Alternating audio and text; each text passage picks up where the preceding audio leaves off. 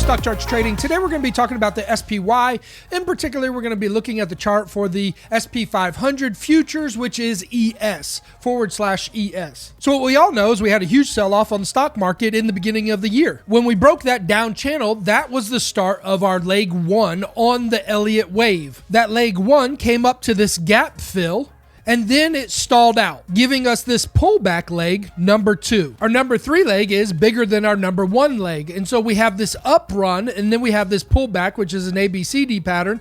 And then we have the continuation of leg three up into these highs here of leg four. Leg four pullbacks were about a month long. And then we came into leg five, where we are now, which is coming back into resistance off of these old highs of the beginning of the year. The great thing about that is now your portfolio, your 401k, is back to about break even, maybe even above if you got into some biotech or got into some tech stocks that really took off, went up 250%. Your portfolio would maybe even be 20-30% above where it was at the beginning of the year. But here's my thoughts.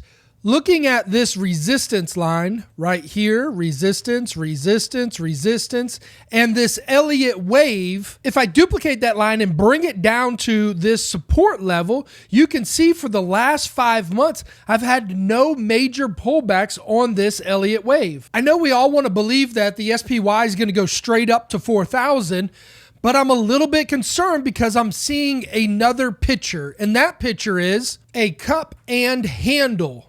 So now that we've come into this resistance area, I'm thinking we should have some kind of pullback. Now, where would the pullback go? That's a good question. So here is my lowest support level, which isn't really much. That's about 3,200. We're at 3,300. No big deal. But what if we put a Fibonacci retracement on these lows and up here on these highs?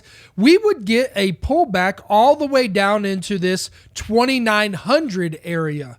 Only at a 38% retracement. This isn't even a 50 or 60% retracement, which means price would come down to this $2,600 level at a 61% retracement. Now, I'm not trying to be a doomsdayer saying that the stock market's going to go down to 2,600.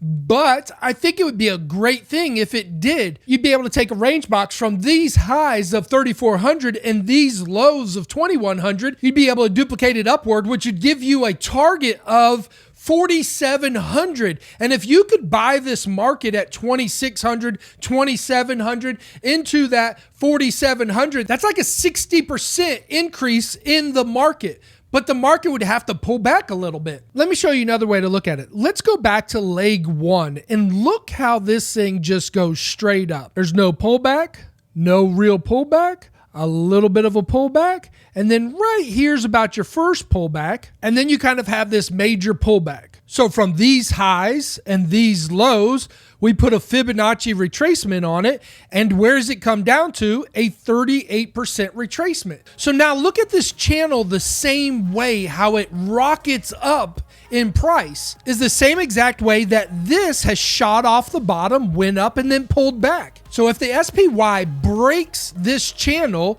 it would look exactly like it did right here on leg two, breaking this huge up, pulling back into this retracement level of 38 Fibonacci, and then taking off. And look at the gains that happened after it took off. So we really actually want this to hit this resistance level and fall off into this $2,700 range so that we could buy back more, so that we could have the huge increase like this has given us on the breakout of this Elliott wave. There is more upside, but there's gonna be some downside.